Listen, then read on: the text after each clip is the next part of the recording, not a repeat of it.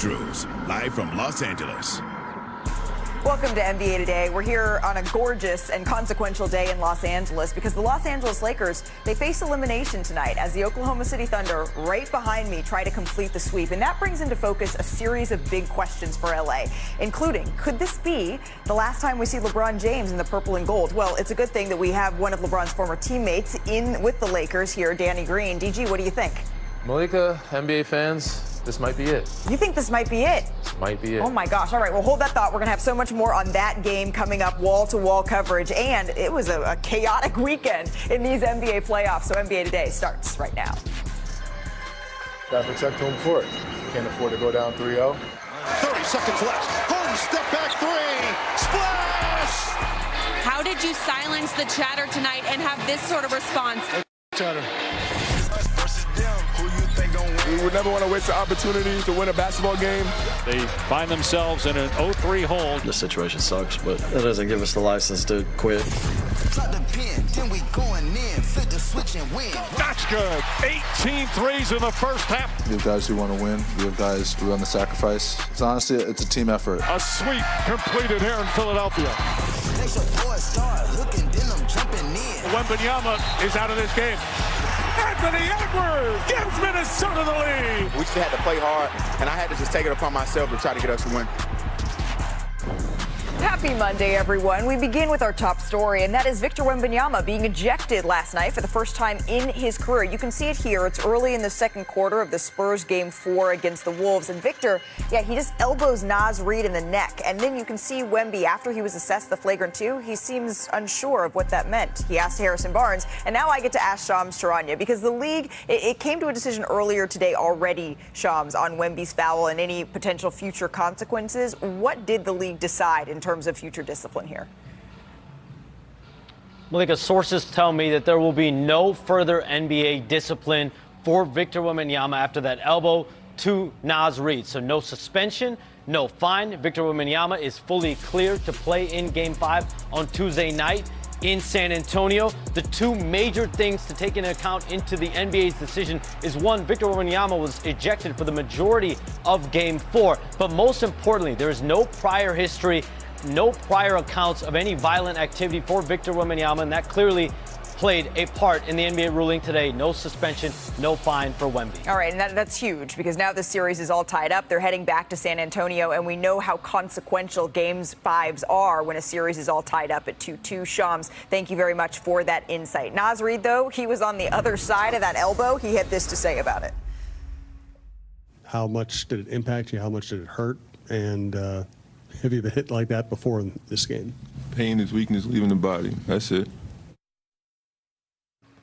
Pain is weakness leaving the body. But with that, Danny Green, there was still some game left to play here. Here's Anthony Edwards facing the Spurs without Victor. I mean, of course, they're a really great team with him on the floor, but they play a lot slower when he's on the floor because, everything is evolved around him.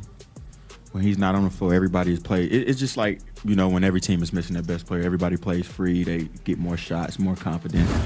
Okay, so there are some numbers to back that up, right? Because their offensive efficiency, it was better after Wemby was ejected than it was beforehand. It's tough, though, to adjust when you have your star player, your best player, leave in the middle of a game. But with that, San Antonio, they had a 4-point lead headed into the fourth. Anthony Edwards, though, he took over. Making big plays. That's what the Stars do. Ant fired up after that big bucket. And then a few minutes later here, the lead is down to just 2. Naz Reid working. Little handoff there to Anthony Edwards. Better be up. And just a little tap on Mitch Johnson afterwards as well. And then 3 minutes left. The Wolves down 1. Naz Reid backing down De'Aaron Fox. Gives it up to Rudy Gobert. And here's where you wonder. Luke Cornett, he held it down inside. But you have to wonder if those easy looks from Gobert just made easier by the fact there was no Victor Wembanyama. Again, attacking the paint with no Wemby to man the middle. And another 35-point game for Edwards. This is the 5th most in NBA history before turning 25, by the way. Under a minute left. Minnesota up 5. Looking to close this out. Ayo DeSumo can't get it to go. Naz Reid right there. What did we say? Manning the paint. So Minnesota able to survive here. Here's Anthony Edwards after the big win. Today is Mother's Day, and so I just wanted to win for my mom, and it was just that simple. Was she on your mind all day today? Or for sure, yeah. I couldn't lose this game for her, for sure. Anthony Edwards has shared in the past how much Mother's Day means to him and is special for him. He lost his mom to cancer back in 2015, and Ant's playoff career high of 44 points. It also came on Mother's Day, right, in 2024. Statements. And after Mother's Day yesterday, Edwards now has more 30-point games in the playoffs than all other players in franchise history combined here. So certainly Anthony Edwards playing for something incredibly special. On the Spurs side of this, though, here's Mitch Johnson talking about the impact of Wemby's ejection. He's gotten chucked, he's gotten pushed down in transition, running freely, all the stuff. He doesn't complain one time. We don't complain because we're just going to play. We don't really give a use my language. But at some stage, he should be protected, and if not, he's going to have to protect himself, and unfortunately, stuff like that happens. All right. So interesting insight there from Mitch Johnson as we say hello to Big Perk, welcoming Perk into the show. Perk, I'm curious your reaction here because no suspension for Victor. I'm not sure that I would say that that's the reason they lost the game, right? The Wolves, they started attacking the paint, though, more. Rudy had some dunks down the stretch. How did you see Victor being out impacting this one? Well, to be honest, obviously it stopped them from being able to get to the cup, but this was all about Anthony Edwards. This was Anthony Edwards embracing and taking over the moment, and he wasn't waiting on anyone else. He was going to get that win. We heard him in the post-game interview talking about he was going to get that for his mama. That was deep in his soul because he did just that. And obviously it opens it up when you don't have your defensive player of the year in the middle to anchor it. So Ant did a fine job of picking that balance and get down here. But DG, Malika, can y'all listen? This has been an exciting series. Yes, outside of what happened last night.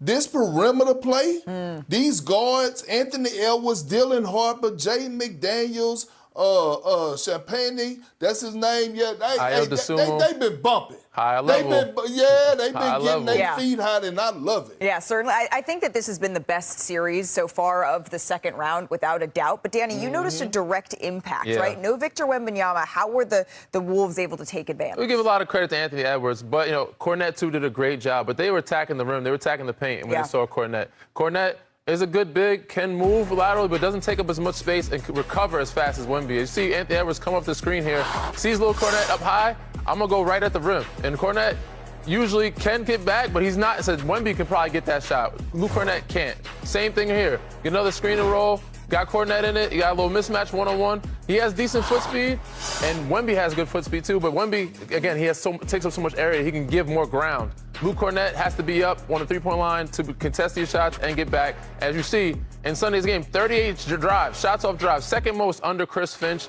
Ironically, the game before, they had 32 kickouts. Right. That was the most kickouts under Chris Finch, and this was the second most drives or shots off drives since Chris Finch has been a coach here. So they're getting a lot more open looks, and they're being more aggressive attacking the rim, which they should, and that'll change in Game 5. Yeah, because you know that in Game 5 now, Victor Wembanyama is going to come back with a bit of a chip on his shoulder. Sure. Not because I wasn't sure in real time. As I watched it back, it was a kind of a textbook flagrant 2 foul, right?